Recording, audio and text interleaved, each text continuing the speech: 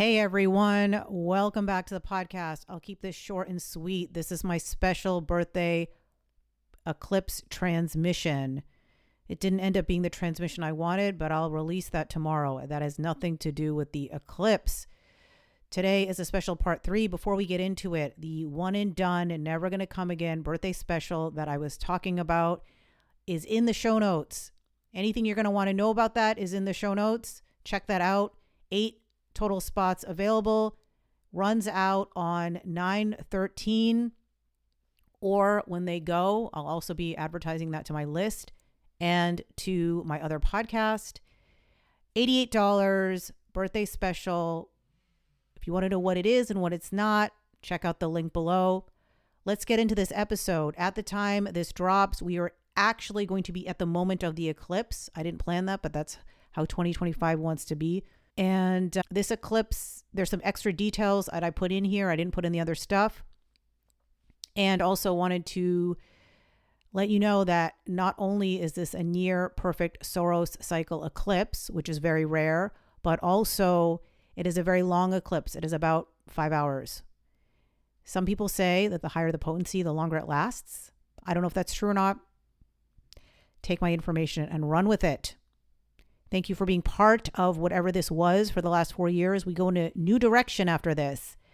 And so in order to honor that and to celebrate my birthday week, that's what these are. A thank you to you, a recognition of where we've gone, and who knows where we are going. But that's what eclipse season is. Enjoy.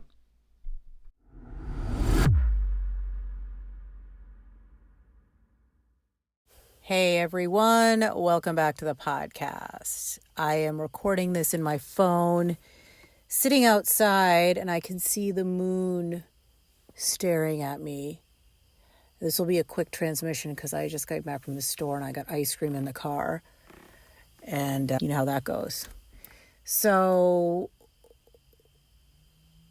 if you guys don't know, you OGs know that Cosmic Alarm Clock was birthed on a full moon, Virgo full moon, which is the opposite of this Pisces full moon, which we're in at the time of this recording, or in it officially. And this will drop on the full moon.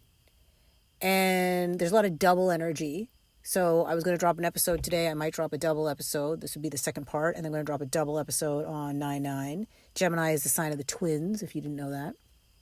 Uranus stationing retrograde in Gemini, just cranking up that volume.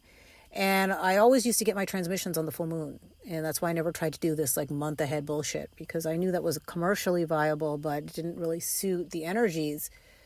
So a little bit of extra information that wants to come through, that's going to come through.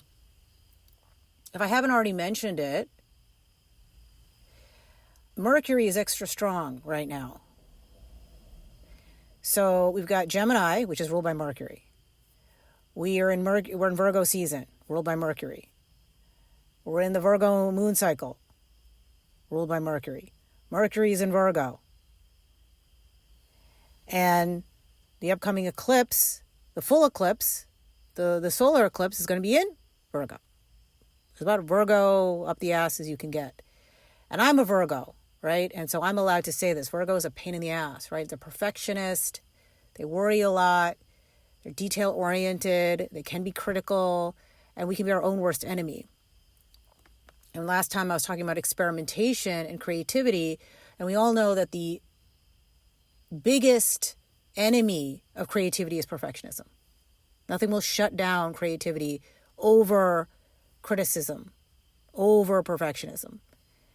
And there is a difference between wanting to do things a certain way and having your own standards. And there's nothing wrong with that, because I hate it when people say just throw spaghetti at a wall, because as a Virgo, I don't like to do that. I have Saturn on my midheaven. I have a certain way I show up in the world in my public image, and that's part of what I do.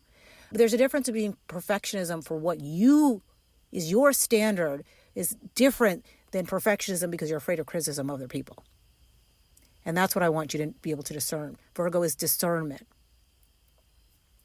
So that's what to know. And as you know, Mercury, that's only one time in astrology where there's a home sign and a sign of exaltation, and that's Mercury in Virgo. So Mercury is extra fucking strong right now.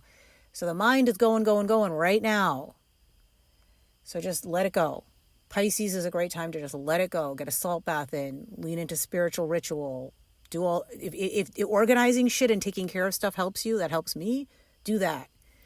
So I can speak for myself. There's paperwork, there's notices, there's bills, there's mail, there's bullshit I haven't wanted to deal with that I've got to deal with this week or else. And eclipses have a way of forcing things to shut that need to shut. And that's what this full moon is about. And the last little piece I'll say is that this particular eclipse cycle is not just in the same place as it was in 2006, which I already explained in my other content, everything builds, is that, yes, it's in the same place. That happens every time we have an eclipse. However, this particular eclipse is the same day, September 7th, so 2006 to 2025, 19 years to the day, same degree, pretty much to the day. That doesn't always happen. That's a pure Saros cycle. The Saros cycle is the star cycle that forms the eclipses. We're not going to go there. So this might be even a more literal download of the last eclipse season. I was doing some stuff today and I got a download about a podcast from my other podcast that had to do with 3 things I learned working for a $1 billion brand. And it was from that job. It was the job that I talked about in the last episode. Do you think that's a coincidence? Probably not. I haven't thought about that job in 19 years, for the most part. So that's interesting, right? And I probably can say that stuff now. Wouldn't have been able to say the stuff I was going to say on a mic. It wouldn't have been appropriate for me to say, any sooner, because that would have put me in a situation. So it's not controversial, but you get what I'm saying. They're going to say something I probably shouldn't share. So that's an example for you. So eclipses they don't have to be literal, but there's a lot of things in my life that are coming full circle to that moment, and I'll share more in the future if it makes sense, or you probably don't even give a shit, but look at that for your life. Pisces is the subconscious. It's the ancestors. It's the stuff we haven't wanted to deal with. It's stuff from our past. It's hidden depths. And so what are the hidden depths that are preventing you from being seen in what you want to be seen in, from shining in the way you want to shine? What is holding you back? Pisces is where Saturn is right now. We talked about this earlier. Saturn is the taskmaster. Saturn is business. And Saturn is where we give our authority away. Or Saturn is where we are the author of our life. You get to decide which of those it is. And with Saturn being in Pisces for the last time in our lifetime, for the most part, I'll just say that, 30 years, if you want to have this conversation, fine. Let's round up and say in our lifetime. Then we're dissolving where we give our power away. And in this axis of spiritual service to practical service, I'm saying we're dissolving as business owners where the fuck we think we need to serve and why. And doing what? And what for who? And based on who said what? All of that's up for review. So we're in this for a while. This will be the last time you hear from me. Well, 9/9 will be the last time you hear from me. So I gave you a lot of fucking stuff. This was basically a free, I did an eclipse transmission report. I said I wouldn't do it, but I did it.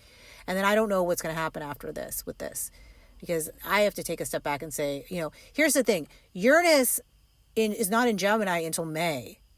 Okay, so Uranus brought up a lot of futuristic stuff, and now Uranus is like, oops, I'm going back in my cave, but I'm going bye-bye, see ya. So there's a lot of stuff that was introduced that may not be for right now, and that may not be practical. Uranus is the great, trickster. Gemini is duality, twins, so now I have 2 platforms instead of 1. That I don't really think that's going to work for me long term, but we'll see. I'm open, Gemini, to the unseen. I'm open mindset. What do we think is possible versus Uranus coming in and dropping who knows what solution in my lap? Who knows what 2026 brings? There's so much that's going to happen in the next 6 to 8 months in society, as we know. And so right now it's an experiment, because when we try to shut down the experiment because, well, this doesn't make sense and I don't know if this is possible and yada, yada, then we lose that possibility of creativity. So there's a message for you somewhere in there, and let it go, let it go, let it go. Uranus stationing in Gemini literally at the time of this eclipse, because we need to be dramatic, right? 2025 is like, I'm not going out lightly. I am going to make everything as dramatic as fucking possible. And then the next eclipse is on equinox. So that's dramatic. And I'm sure there's a lot that's going to be cleared between now and then to prepare for then. And I'm going to force myself not to come on here and talk about it, because I'm going to honor that shunning of that so I can go inward. Pisces is about going inward. Saturn is retrograde in Pisces. Uranus is now going retrograde. The sun is winding down. It's time to go in. It's not time to go out. And I am a pure generator. I am not a manifesting generator. I have one gear. I do one thing at a time. And so it's about honoring energy as well as honoring everything else. So there's so many different lenses and layers and perspectives, and Gemini can be like, well, we could talk about this, and what about this, and what about this perspective, and what about if you thought about it this way? If you start bringing in soul mission shit and personal evolution and regular astrology and collective astrology and business astrology.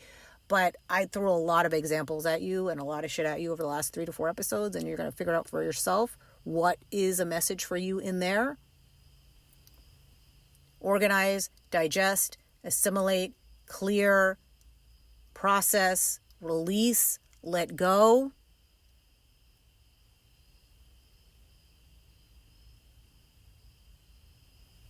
And get ready for 2026.